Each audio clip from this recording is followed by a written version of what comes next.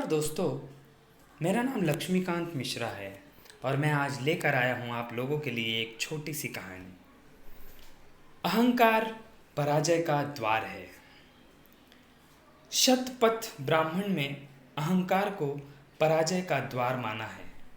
वैदिक काल में सिंधु नदी के किनारे जंगल में किसी महर्षि के आश्रम में दो शिष्य पूरे मनोयोग से शिक्षा ग्रहण कर रहे थे।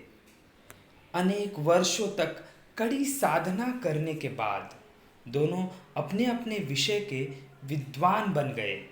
विद्वता के मद ने धीरे धीरे दोनों को अहंकारी बना दिया और दोनों एक दूसरे से ईर्ष्या करने लगे।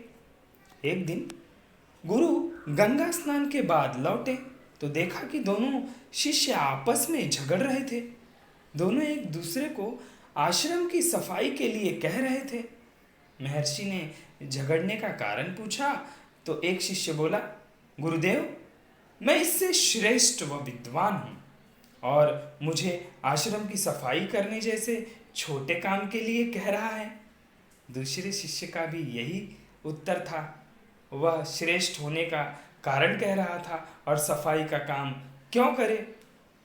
दोनों की बातचीत और झगड़े का कारण सुनकर महर्षि बोले कि तुम दोनों ठीक कह रहे हो।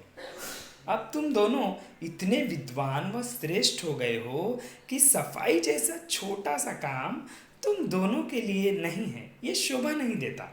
अतः आज से सफाई का काम मैं किया करूँगा।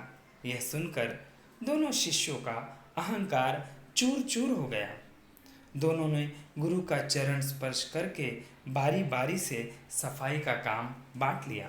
अर्थात जब हमें ज्ञान मिलता है तो अहंकार का विकास हो जाता है, जो हमें नहीं होना चाहिए। तो दोस्तों, ज़िंदगी में अहंकारी मत बनो, समझदार बनो। धन्यवाद।